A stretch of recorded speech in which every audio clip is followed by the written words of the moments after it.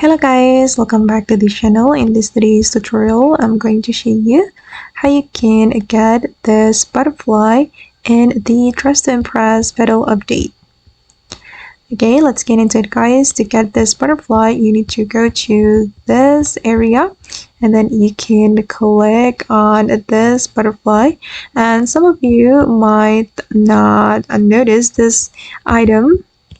It's hidden here, but if you click on this item, it will give you butterfly on your finger.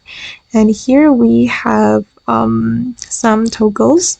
You can choose on hat, on finger and hat, on eyebrow, on mouth, and also on hat like this. And it's up to you.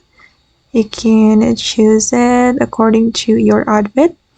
And for me, I'm just going to choose on hat.